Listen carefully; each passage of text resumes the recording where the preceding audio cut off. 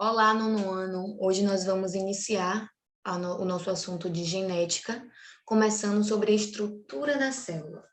Quando a gente fala da célula, a gente fala da unidade fundamental funcional de todo ser vivo. Para ser considerado ser vivo, tem que ter célula.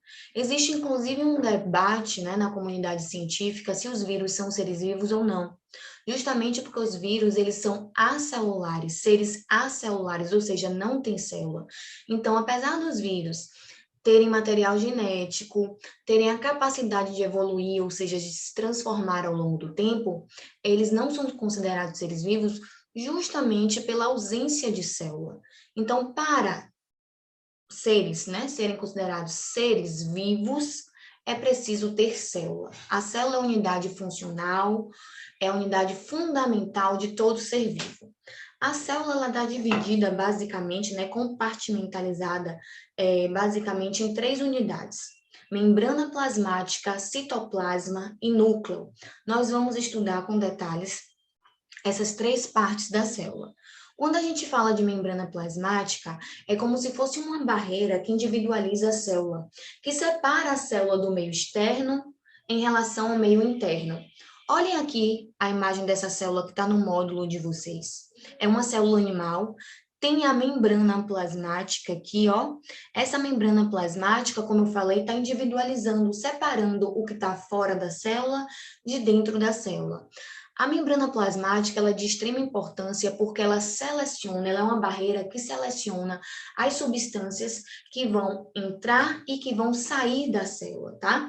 As substâncias elas podem entrar e sair da célula com gasto de energia ou sem gasto de energia. Se por acaso a substância consegue entrar e sair da célula sem gasto de energia, sem precisar de energia para que esse transporte aconteça, a gente diz que esse transporte através da membrana plasmática dessa substância é um transporte passivo, porque não gasta energia.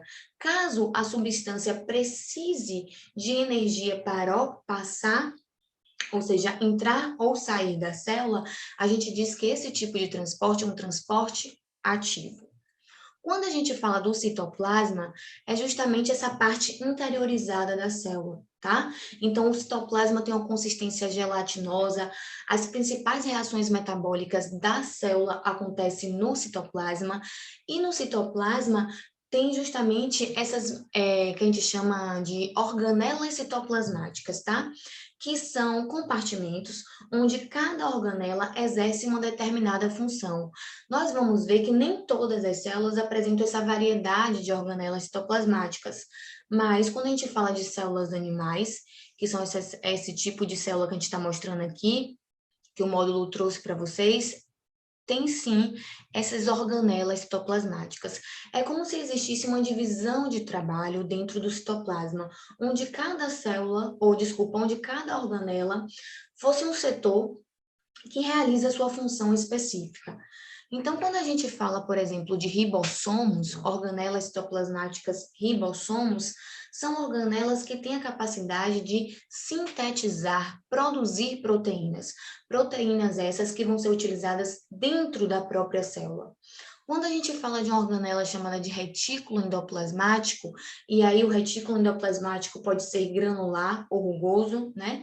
Ou liso, a gente fala que são organelas que têm capacidade de produzir outros tipos de substâncias. Quais substâncias, Rafa? A organela citoplasma, o retículo endoplasmático rugoso tem esse nome por conta dos ribossomos que estão aderidos a essa organela. E tem a função, assim como os ribossomos têm a função de produzir proteínas, o retículo endoplasmático rugoso também produz proteínas. Porém, essas proteínas produzidas pelo retículo endoplasmático rugoso vão ser secretados, vão ser utilizados para fora da célula. Então, vão ser secretados para serem utilizados fora da célula. O retículo endoplasmático liso é uma organela que não tem o ribossomo aderido à sua superfície e por isso chama-se retículo endoplasmático liso. E a função é produzir lipídios. Gente, eu estou falando aqui de uma maneira geral porque vocês vão ver com muito mais detalhes organelas citoplasmáticas na segunda unidade, lá no primeiro ano do ensino médio, tá? Outra organela que algumas células têm é a mitocôndria, que ela é responsável pela respiração celular. Então, dentro dessa organela vai ocorrer a respiração celular e, consequentemente, a formação de moléculas altamente energéticas chamadas de ATP, que participam de várias outras reações químicas que acontecem dentro da célula.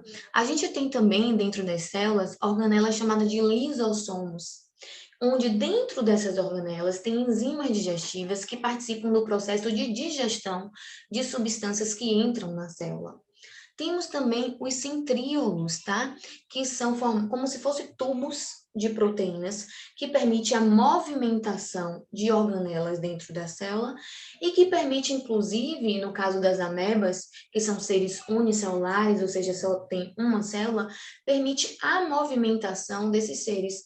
Então, esses centríolos, eles têm a possibilidade de prolongar o citoplasma para permitir que determinados seres, como as amebas, possam se movimentar. Tá, gente? Estou falando aqui de maneira bem geral para vocês, porque vocês vão ver isso com mais detalhe. Então, a gente já comentou que nono ano é aquela parte introdutória de biologia, de química, de física.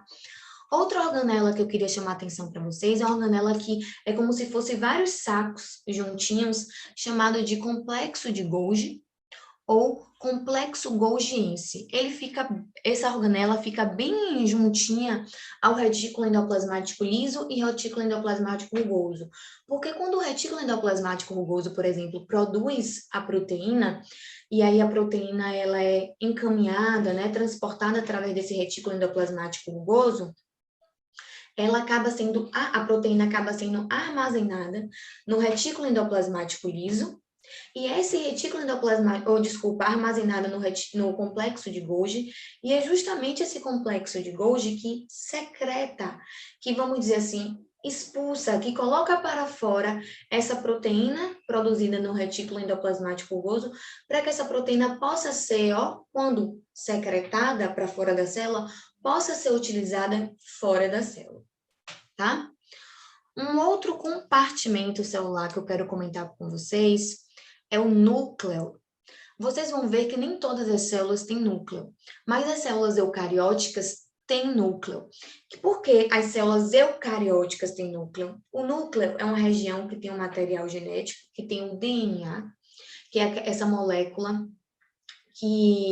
onde estão localizados os genes, que fornece toda a informação presente no nosso corpo. Algumas células vão ter a membrana nuclear. Então, vai ter esse local chamado de núcleo. Outras células, que são as células procarióticas, que são as células, por exemplo, das bactérias, não tem membrana nuclear, então não tem uma região chamada de núcleo, e por isso que o material genético dentro dessas células vai estar assim, disperso no citoplasma, não vai estar nessa região chamada de núcleo. Nas células eucarióticas, Rafa, quem tem células eucarióticas? Todas as plantas têm células eucarióticas, todos os animais são constituídos por células eucarióticas, os protozoários são constituídos por células eucarióticas, as micro e macroalgas são constituídos por células eucarióticas, todos os fungos são constituídos por células eucarióticas. Somente as bactérias, tá? Não apresentam células eucarióticas, e sim células do tipo procarióticas, ou seja, não tem essa membrana nuclear. Não tem um local chamado de núcleo, e por isso o material genético fica disperso no citoplasma.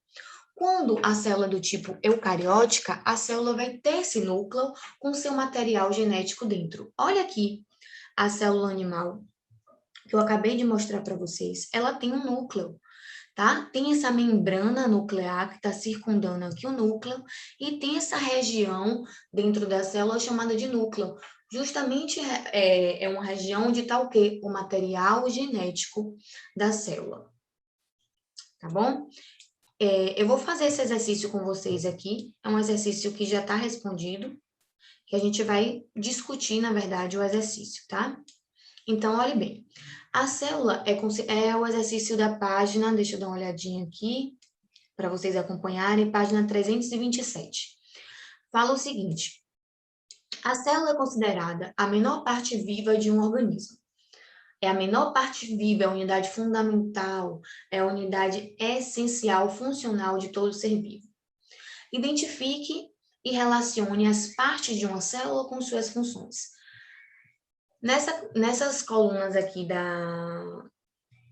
da esquerda, está mostrando as organelas citoplasmáticas, e aqui nessa parte da direita, as funções das organelas, a gente precisa fazer essa relação. Quando a gente fala de complexo de Golgi, a gente está falando de organela citoplasmática que realiza o armazenamento de substâncias. Que substâncias essas? Substâncias produzidas em uma outra organela citoplasmática, em outras organelas citoplasmáticas, que é retículo endoplasmático rugoso e retículo endoplasmático liso. Quando o retículo endoplasmático rugoso produz a proteína passa por retículo endoplasmático rugoso, fica armazenado nesse complexo de Golgi, e depois o complexo de Golgi, secreta essa proteína. A mesma coisa acontece com os lipídios produzidos dentro da célula. O retículo endoplasmático liso vai produzir os lipídios, tá? Essas moléculas orgânicas chamadas de lipídios. Essas substâncias orgânicas chamadas de lipídios, desculpa. Essas substâncias ficam armazenadas no complexo de Golgi e vão ser secretados para fora da célula também, através do complexo de Golgi. E a mitocôndria, Rafa, presente em todas as células eucarióticas, é responsável pela respiração celular, tá? Cadê? Mitocôndria aqui, responsável pela respiração celular. E a membrana plasmática? A membrana plasmática é um compartimento comum de todas as células, sejam elas células eucarióticas, sejam células procarióticas, ela vai estar ali circundando a célula, certo? Ela vai estar individualizando a célula, ela vai estar separando o que está fora da célula e o que está dentro da célula. E por conta disso, que ela permite a passagem de determinadas substâncias para dentro da célula e para fora da célula. Então, quando a gente fala de membrana plasmática, a gente está falando de uma parte da célula que controla tudo que entra e tudo que sai da célula. E por isso que aqui é o número 3, controla tudo que entra e tudo que sai da célula. Quando a gente fala de retículo endoplasmático, a gente está falando de uma organela citoplasmática que sintetiza proteínas quando você tem no retículo endoplasmático ribossomos aderidos. Porque se não tiver ribossomos aderidos, vai ser retículo endoplasmático liso, aí vai produzir lipídios.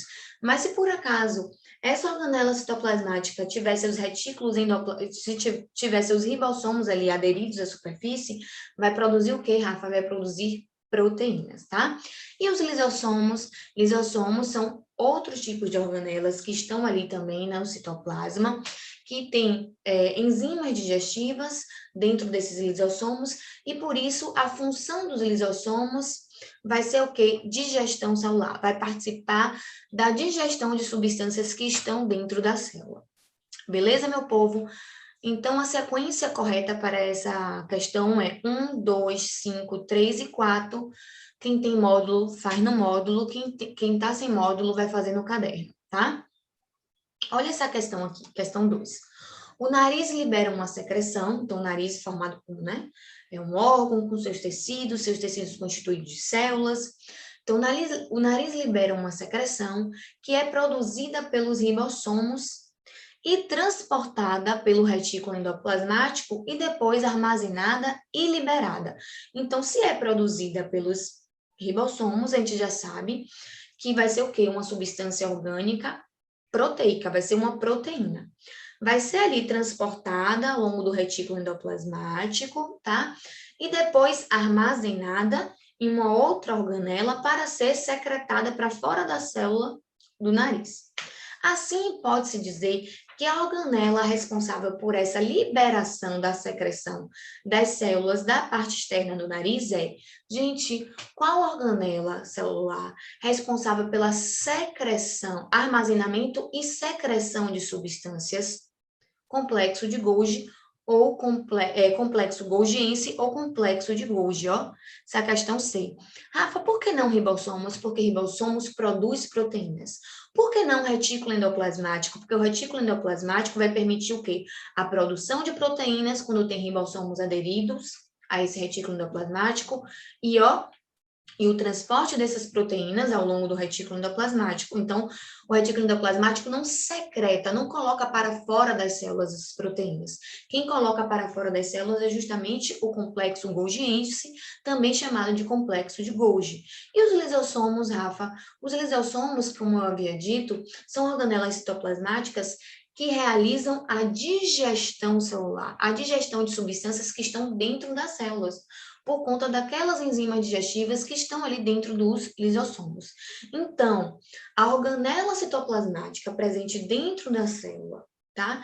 Que é responsável por essa liberação de substâncias, né? Por conta que permite a liberação de substâncias das células que estão compondo ali a parte externa do nariz, vai ser a organela citoplasmática chamada de complexo de Golgi. Meu povo, era isso que eu queria falar com vocês. É a nossa primeira aula de genética, tá? Toda semana eu vou dar continuidade a essas aulas de genética. Assistam, façam esse exercício, me mande o exercício, os exercícios propostos, tá bom? E qualquer dúvida, fala comigo durante nossa aula síncrona, ó. Um beijo e até a nossa próxima aula, até a nossa segunda aula, tá bom? Tchauzinho.